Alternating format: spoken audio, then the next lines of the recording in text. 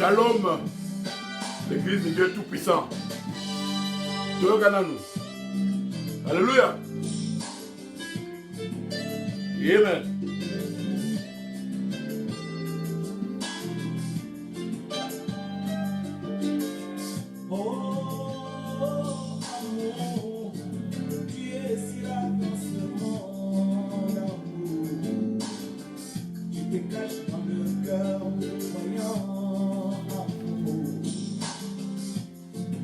Shalom, shalom, shalom, l'église de Dieu Tout-Puissant. Que le Seigneur vous bénisse. C'est votre humble serviteur, le pasteur Doné Nzaou. Toi, sous na chaîne Nabiso, the Spoken Word Academy. Nous avons moi le solo, Nambu, to solo la nabana mboka. Amen.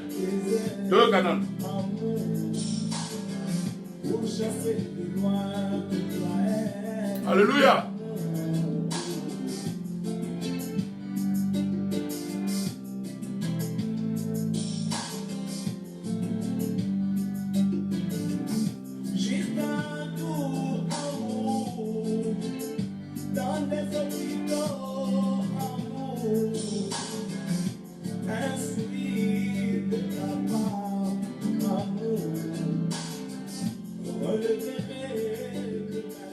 Shalom, shalom, shalom, que le Seigneur vous bénisse.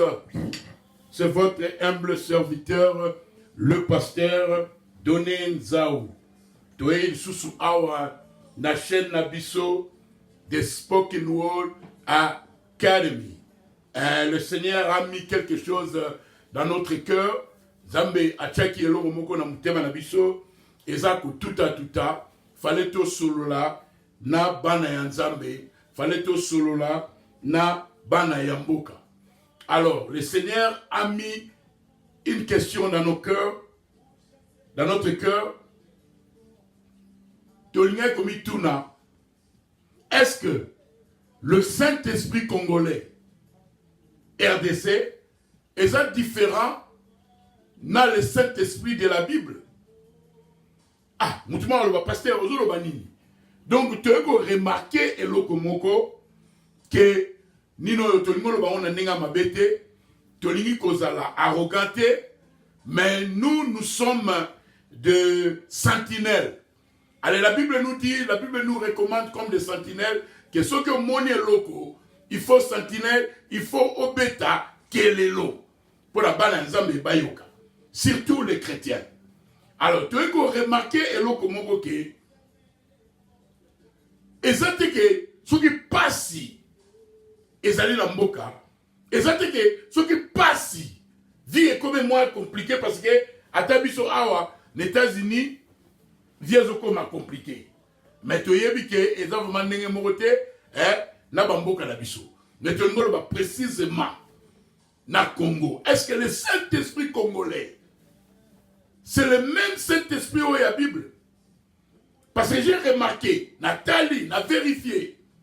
Et ça c'est que parce que passe et Zali Makasi, que Batu, Bakomipe, Mitema Makasi, Batu Bakomipe, que Netifrazoremba, amour et Zali sous-souté.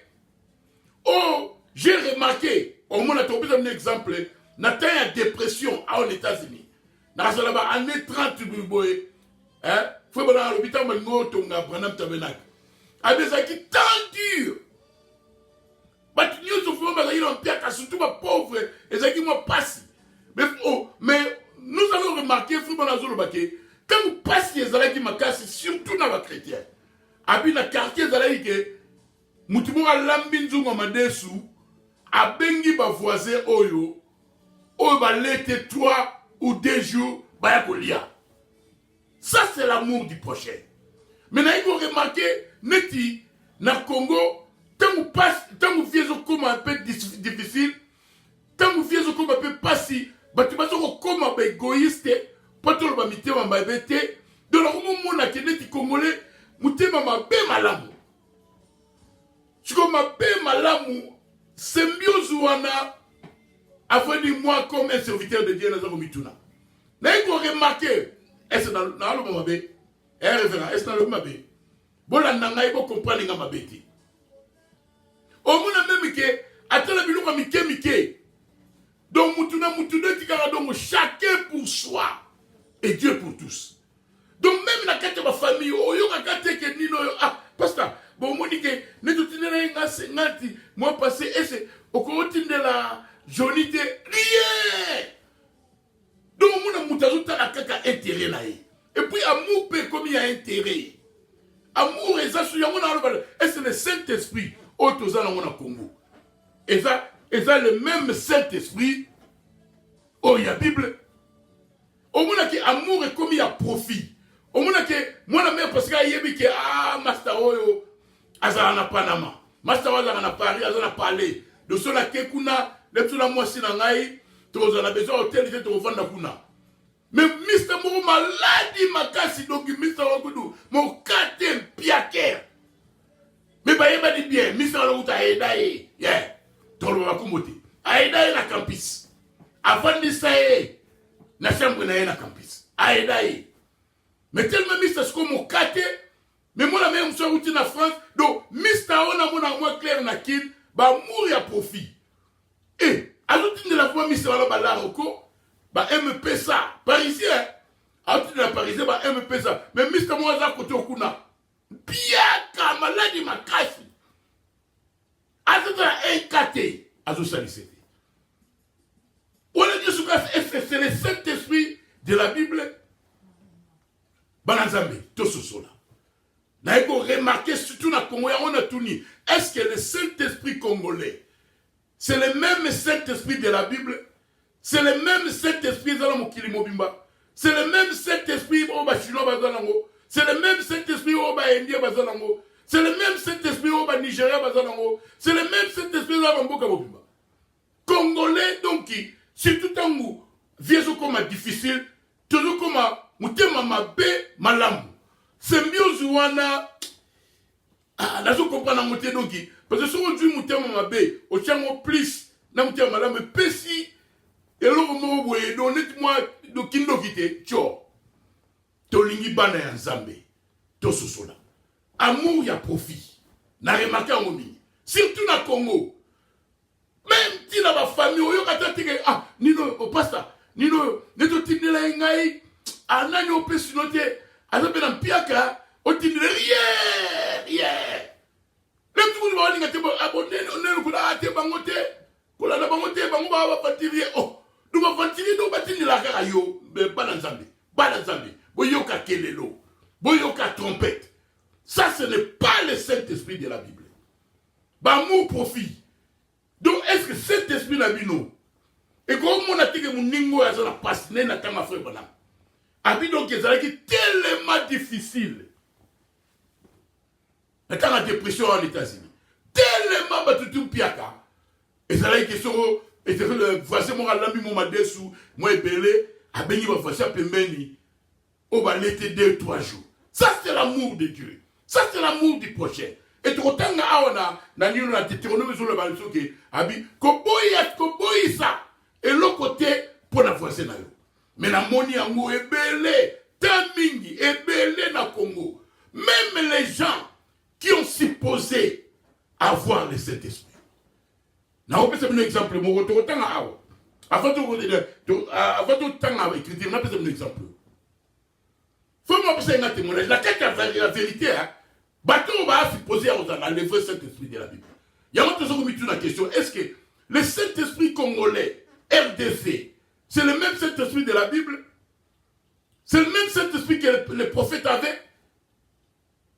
Donc, il faut moi passer un témoignage. Donc, il faut fier, couple Moussoussou, il y a une assemblée, piaka, nzala, bazoli a été mikoloana. Kepa, frère, moi, moi clair, diamantifère, lélé bango. Comme imiter ma makasi, pour pas ses alliés. Et toujours que votre Saint-Esprit est questionnable. Est-ce que le Saint-Esprit congolais, c'est le même Saint-Esprit de la Bible? bato bakomi mitema makasi boye mutako kosanga te nga na omona papier ozalaka na mitema ya kopesa tozala biso nino oyo Saint Nicolas te me nalinga kopesa mais jamais oyoka jamais ya ka abo pasta bon ça va neto ngo tindelanga moi mpesa wana tindela pe moi na mero rien tindela pe grand frère te tindela pe petit frère o tindela na cousin rien so ku ta jui akangi pema akesu ko tozu azui donc pendant comme mitema mabe au fur et à mesure viens comme passi ça ce n'est pas le Saint-Esprit de Dieu ça ce n'est pas le Saint-Esprit de la Bible. Est-ce que le Saint-Esprit congolais c'est le même Saint-Esprit? Donc si vous faites un témoignage toujours sur l'année Banamboka n'a remarqué le coup fallait qu'on interpelle Banamboka tout l'amour congolais donc la coopérative congolaise c'est de surtout Mikolo tout ça mité à malamu ou bien mité à mabé donc mité à mabé malamu donc mélange mogodo là on peut soutenir comme confusion congolais à supporter des connaissances congolais donc toujours ce que ataba au biso tout ça awa na ba poto to moya na mentalité wana donc congolais bien voir supporter na mutu mususu donc alingité donc muté à mabé ka alingité à mon congolais à mon clair minga na comprendre ati na ite ba bitema na biso ba sala ngona eza busuni moko de kesani. Est-ce que yo ozala mwaka okokasa négoter ah na pena te mona mwaka moi bien est-ce que frère na ngai okoli ga te frère na yo pe atamona na mwaka moi bien est-ce que le Saint-Esprit congolais c'est le même Saint-Esprit de la Bible? Question ya momo nzambe ngwa alfa etina sikoyo ba famille ba lina piaka d'église ba leleli ba frère wa ba mo. Oh, de mon frère, je n'ai rien, je n'ai resté ces derniers temps, business, ok. Bah, couple, voilà, ce qu'on fait, et là, son nom, on va comboter, on va pas église. Bah, frère, bah, quel est la sco pasteur, il n'a pas l'été tout l'été. 2 jours, 3 jours tout l'été. Ah! Ok, là, pas frère, au thé, vous avez rappelé, mais nous, vous avez voisin, frère, on va gagner ça dans mon thé. Bon, je suis ok, là, pas frère, on a été, frère, on va pasteur, à dans mon thé. Ah, il y a solo. Bon, c'est, pasteur a du phone. Abengi oh frère so frère Kingandi on a moi besoin ya $500 moko boye est-ce que koye là on noki oh pasteur oh ça va je viens j'arrive abengi biso mususu wana frère na moi problème moko boye ya $500 boye oh pasteur azane bien pasteur azane na bon oh ba que pasteur azane mon piège mais bandeko bazana rien ba kino le na bon ba bazana moti mais pasteur abengi bango ba biba babo na bajipi na bango binene pa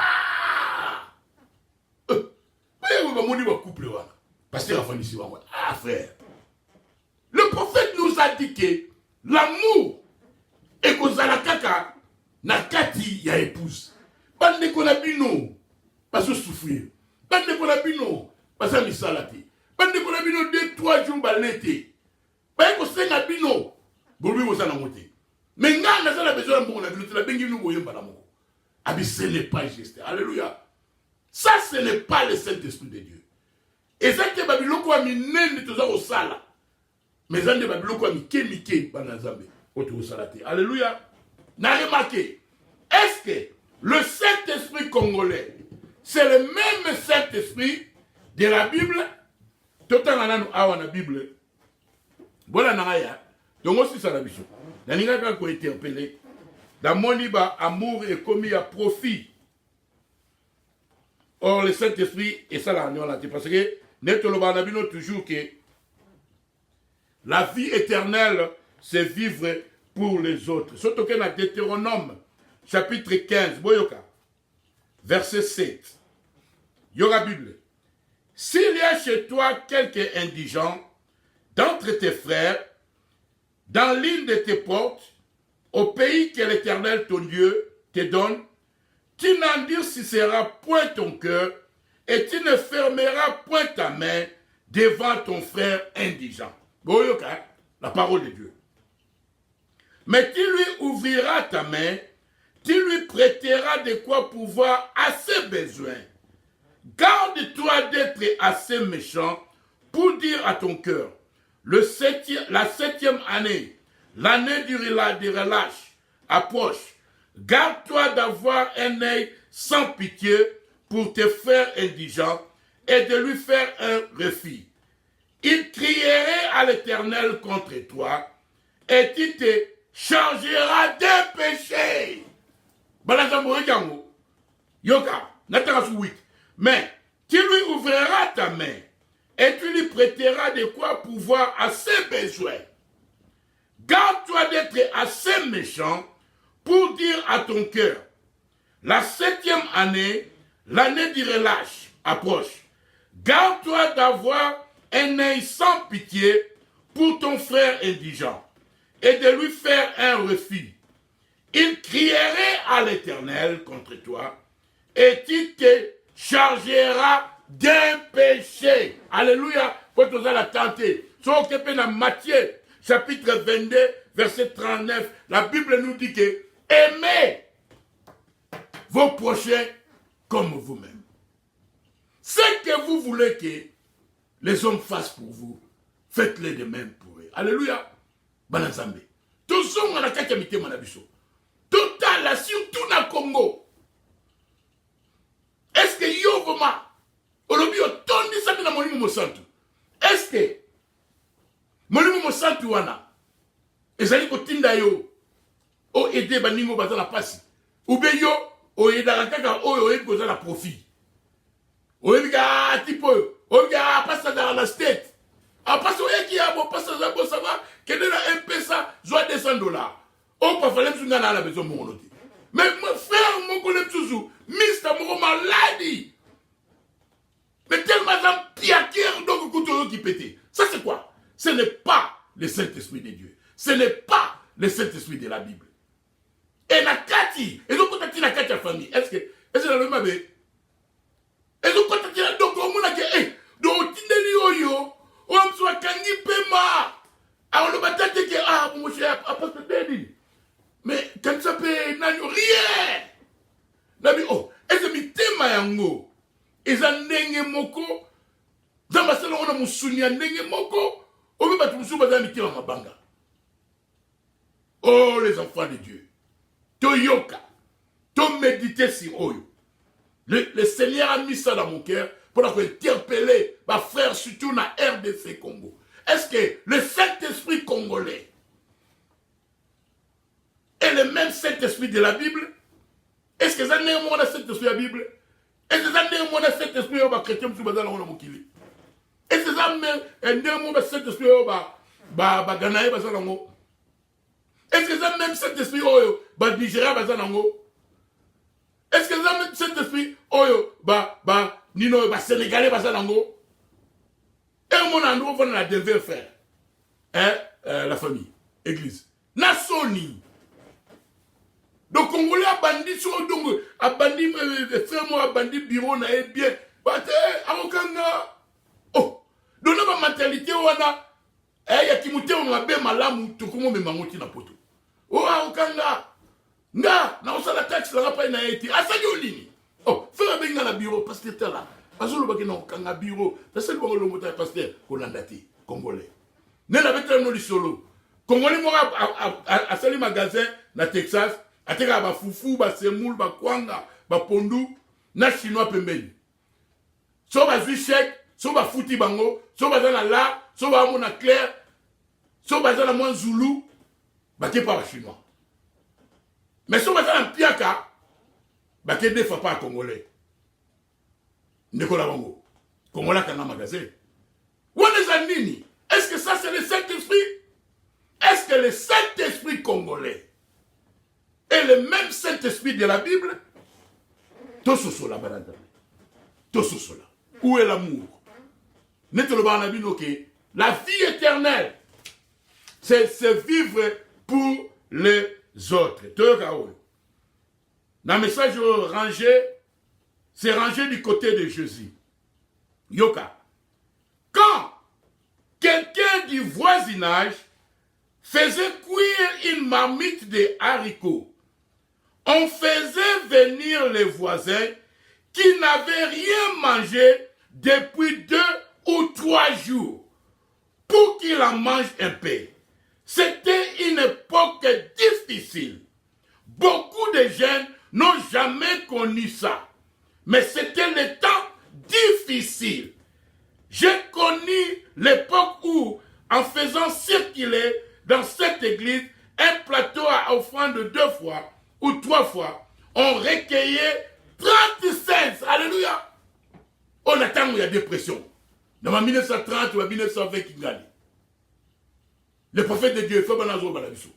Tant pas ces alaki, dépression zalaki, bah pauvre bazaïko souffrir ma case des États-Unis. Aimé bazaïko vivre ensemble. Après au monde yoka boyo bien. Quand quelqu'un du voisinage faisait cuire une marmite de haricots, on faisait venir les voisins qui n'avaient rien mangé depuis 2 ou 3 jours pour qu'ils en mangent un peu. C'était une époque difficile. Alléluia. Beaucoup de jeunes n'ont jamais connu ça. Mais c'était des temps difficiles. Alléluia. Là. Donc, le prophète a dit que tant on a donc pire qu'en États-Unis. Congo les autres traversé un temps difficile. Mais ils ont été que passer dans un temps difficile, l'amour du prochain est associé. Donc, au lianayo, au bombi kutu donc au ningita, qu'on peut s'amouningate. Ça, ce n'est pas le Saint-Esprit de Dieu. La Bible nous dit dans Deutéronome, kokanga mutema te. Parce que si on kangeli ndeko mutema, o azam piake wala, o azam eloko morote.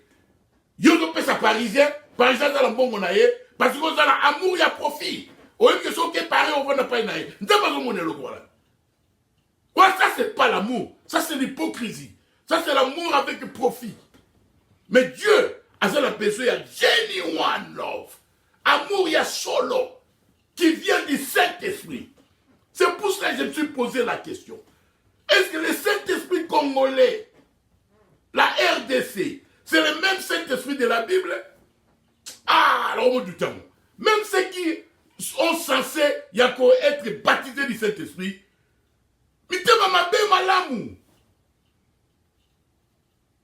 ce que vous voulez que les hommes fassent pour vous, faites-le de même pour eux. Pour être aussi lisa, nous toujours. Ezali oyo, au grosso manoba voiture, au grosso manoba ndaku, ezali ngoma bete. Mais oyo sala pona yomoko, tango sala pona yomoko, tango za l'égoïste bana nzambe, compter ya nzambe zo compter na nute. Connaître tangi na Deutéronome, même si on comme lisumu, temo mutema na yo makasi, égoïsme na yo, na amour na yo a profit. Oyebi ke mutu aza na piaka, ba voisin ba lete. Mais dernier Saint-Esprit va faire bonhomme, et d'ailleurs que ceux qui voisin lete ba lami ma desu, ba bengi ba voisin ba lete des jours. Mais biso ko do kangi ba tuko letu ba boki ba fufu. C'est quelle sorte de Saint-Esprit? Neto lo ba na bino. Ce que tu fais pour toi-même et qu'on t'a raté. Compter en Zambé, ils ont compté. Mais tant qu'on comment aider Batimususu, il a profité. Qu'on aide vraiment aux autres de la terre à aider, il y a besoin de ça. Les on a compté les bandits. Et ça veut dire qu'on compter. Alléluia. Dans la vie est-ce que le Saint-Esprit congolais de la RDC, c'est le même Saint-Esprit de la Bible? Yoka. Prophète Alobia. As I have just said, it's what you do for others that counts. Comme je viens de le dire, c'est ce que tu fais pour les autres qui compte. La vie éternelle, c'est vivre pour les autres. Somala obandaku, salana biloko nyonso, ezalongo mabete. Mais si vous êtes yomoko, si tu vis seulement pour toi-même, tu n'as pas la vie éternelle. Parce que la vie éternelle, c'est vivre pour les autres. La vie éternelle, ils ont aidé. Tant qu'on commence, si on a cet esprit, on peut aider Batumususu. On peut aider la famille na yote. Yamana na ita mutu mo ah pasteur yo ko banalité. Nécessaire ngana pasteur. Évidemment faut na aider famille na ngai. Mais si cet esprit est ici que aider mutuana, te aider mutuana, te aider frère wana. Même sous famille ozelana nous, nasala on nzambe alobi na nasala. Alléluia. Bana nzambe. Si nous avons le Saint-Esprit, nous allons vivre pour les autres. Il n'y aura pas de l'amour, il y a profit. Papa ça aux États-Unis, on dit pas ça va quoi banini pour yebika. Sur laquelle les États-Unis dans la place au vendre. On les amour profit. Mais ma choisi galérer kuna. Allez 5 jours. Saint-Esprit na yote ezo qui pète. Mais Saint-Esprit ma frère bonhomme, et là qui sont allés pour aller mi madessu, abengisi bango, so bania quitté des jours. Alléluia. Ça nous interpelle. Nasi sana oyo, ni solo oyo. Tozalaka na nino oyo. Ba mista mongo boye. Tata mosi na bango, ou bien ndoko na bango mongo boye. Égoïste. So yena ndako na bango. So comique surtout so yé côté erreur olia. Au moins la tante azo baksaka mai na biloko. Ma desu se belaki. Papa, tatu laza abati mai. Jour mo sikoyo oncle mo ayaki wana alandi la nzalati. Tati na zo baksaka mai. Azo baksaka mai pour mutanga umela kende. Maman oncle kete tati tika obetsa biloko pamba. Pesa bana biloko balia. Nazala na besoin biloko na yote. Égoïsme. Mutema mabe malamu. Mélange wana, symbiose wana, Congolais RDC, nazo comprendre dans souté. Est-ce que c'est le même Saint-Esprit de la Bible? Est-ce que c'est le même Saint-Esprit que va disciple Bazagilon? Est-ce que c'est le même Saint-Esprit que va dans la Bible? Est-ce que c'est le même Saint-Esprit que Paul a dit non? Est-ce que c'est le même Saint-Esprit que va chrétien dans la Bible? Est-ce que c'est le même Saint-Esprit que va Canaï Bazanong? Et c'est le même Saint-Esprit qui est indien. On a battu la famille, ça pour s'entraîner. Mais Congolais a l'uni qu'on aide, ne qu'on a aidé. Au moins, tout à la part, les dirigeants, quand vous critiquez les politiciens, tout le monde a fait. Na remarqué on depuis na sé. Ataka balawa mikemke ba $40, ba $50. Donc mon amutu même la famille, alinga ye mo razoka. Otilenge moi 50 na moi et le balo c'est mon enfant to bibo ebine to zo amu wana na passe. Otilenge moi 50. O mona yeka wana.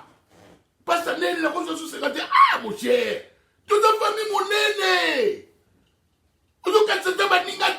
L'égoïsme, est-ce que le Saint-Esprit congolais, c'est le même Saint-Esprit de la Bible? Banazambe, tout cela, que le Seigneur